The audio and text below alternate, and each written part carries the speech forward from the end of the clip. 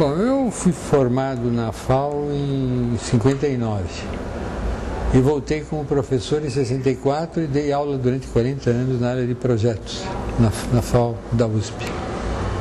E paralelamente ao trabalho de pesquisa, trabalho acadêmico, eu trabalhei com escritório. Então eu tive sempre a teoria e a prática juntas.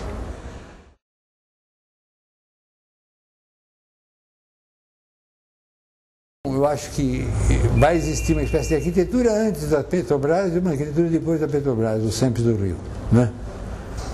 Porque aí foi uma montagem. Eu substituo o canteiro de obra não por lugar de execução, mas por lugar de montagem.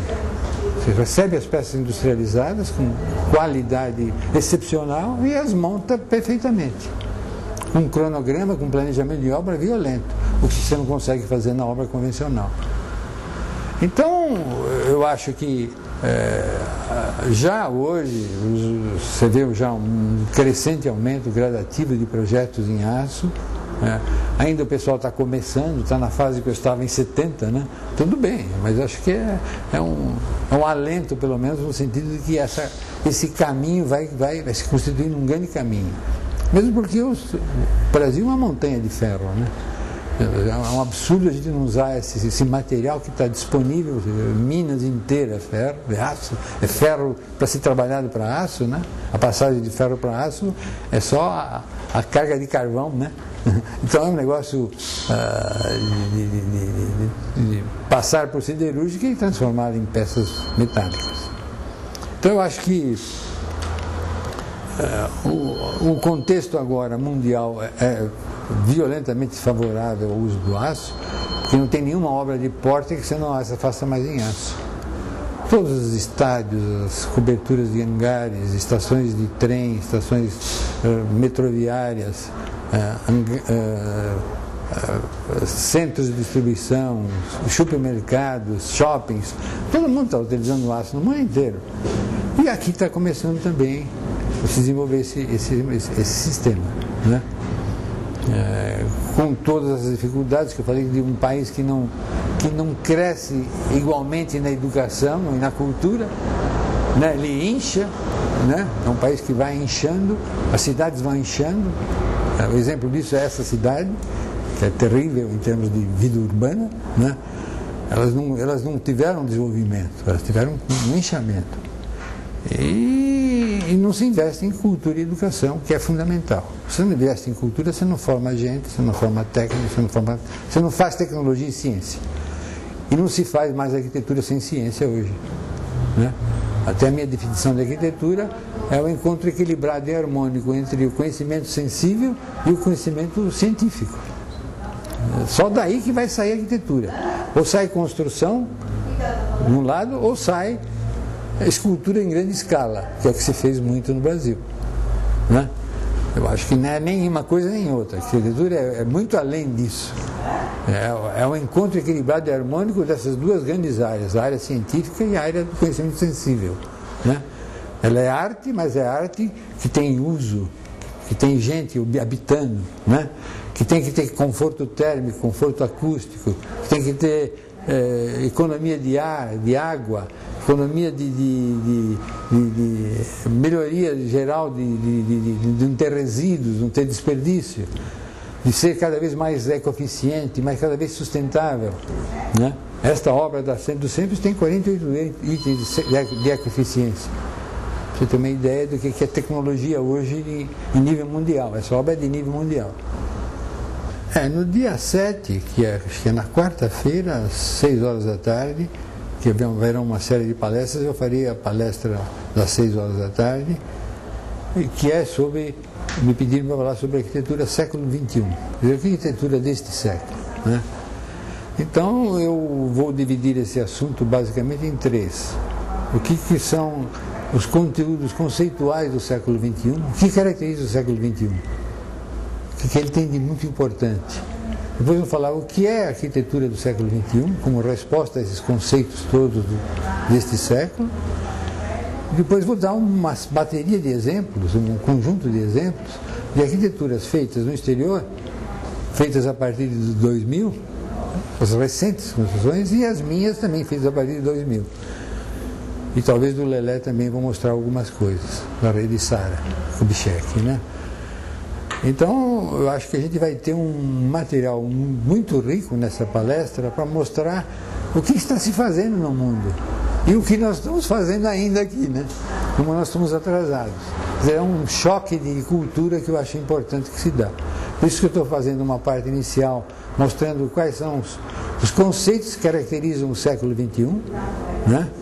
Por exemplo, eu comento que é o século do intelecto e da criação, né? Isso foi definido pelo Lúcio Costa como o século do intelecto, e no meu livro eu acrescentei também da criação, né? É o século que vai marcar a diferença do século XX, que foi um século de produção, né? É um século onde se vai se usar tecnologia limpa, tecnologia sem desperdício. É um século onde se vai se utilizar uma relação muito profunda entre a arquitetura e o meio ambiente, né? A sustentabilidade e a eficiência serão quase exigências da arquitetura daqui para frente. Você preservar o meio ambiente, você construir preservando, não destruindo, como se fez até agora nas nossas cidades. Por isso que eu disse que as cidades são acampamentos, elas não são cidades. Elas não preservaram o meio ambiente, elas detonaram o meio ambiente, elas são deletérias, né? Então eu acho importante definir conceitualmente o que vai caracterizar esse mundo nosso, culturalmente, para dizer, a arquitetura tem que ser uma resposta cultural da época. Entendeu? Ela também é uma resposta cultural, porque ela é arte e é ciência. Na medida que ela é arte e ciência, ela tem que ser identificada com o momento. E não fazer os edifícios retro-nostálgicos, como são os edifícios neoclássicos e neo-nadas, que eu chamo, né? Que não são nada, eles são edifícios de gesso, né? Ao Festival do Gesso chama, né?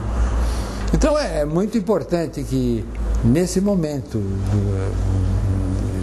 já passado alguns anos do século XXI, a gente comece a pensar além do nosso tempo, comece a pensar que as cidades nossas estão num processo de quase esgotamento, né? Estamos chegando numa fase de esgotamento. E todo esse esgotamento de utilização das cidades e das suas obras, ela está muito em função da ação destrutiva do próprio homem, né? Se nós temos enchentes hoje, não foi porque a natureza fez as enchentes, foi porque nós fizemos um plano de usar os fundos de vale. O plano de avenidas do Prestes Maia, em 1930, era usar os fundos de vale. Nós contaminamos todos os rios. Então, nossos rios são canais, não são mais rios. E o que caracteriza uma cidade são os seus rios. Suas áreas de expansão da água, quando ela eleva, ela tem a área do rio, como os geógrafos dizem muito bem, tem uma área dela. Se ela faz aquele meandro e cria bacias, é porque ela precisa, porque quando tem a chuva, ela se expande. Nós, nessas áreas, como resposta ao subdesenvolvimento, nós ocupamos com áreas degradadas. Então são favelas, cortiços, casas precárias que se situam em área do rio. Portanto, vai ter enchente todos os anos, e sem solução, porque a cidade cada vez mais se impermeabiliza, ela cada vez mais constrói garagens monstruosas, como nós estamos vendo aqui em frente, né? Que tampam todo o solo, essa água não filtra mais no solo, porque o solo não tem mais absorção, a cidade se impermeabiliza toda, a água corre pela superfície e vão para esses canais. Esses canais não têm vazão, é como qualquer tubo. Você pôs mais volume de líquido, além que o tubo comporta, ele extravasa. Extravasa e inunda quem estiver em cota mais baixa. Então a cidade tem um mal estrutural dela que é de ausência de planejamento, ou de um planejamento equivocado.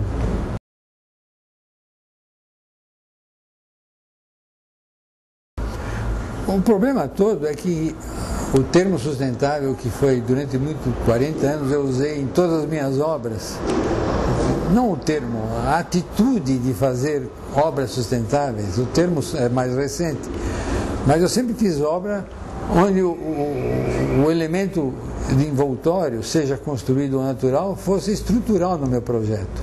Eles determinam o meu projeto, né? Você imagina se esse próprio edifício, se tivesse feito uma parede aqui, uma janelinha, seria completamente diferente, né? Infelizmente, você fala, bom, a minha vista externa não é das melhores. Bom, paciência, eu não posso resolver lá, mas aqui eu resolvo. Onde eu posso agir, eu resolvo há mais de 50 anos corretamente. E não faço sustentabilidade agora, faço desde de 72. Tem a primeira casa construída sustentável no país. Fiz a Eco 92, fiz a Casa Limpa, a famosa Casa Limpa, que foi conhecidíssima, né? Foi a única obra construída na Eco 92 com visão sustentável. Então você vê que há muitos anos eu venho trabalhando nessa questão de relação boa entre o homem e o espaço. O homem e espaço construído e o espaço natural. Né? Essa relação que deve ser equilibrada e harmônica. Para ver boa parte da minha obra, tem o meu site, que é www.zanetini.com.br, né? Não sei arroba, zanetini.com.br. E o meu e-mail é zanetini@zanetini.com.br.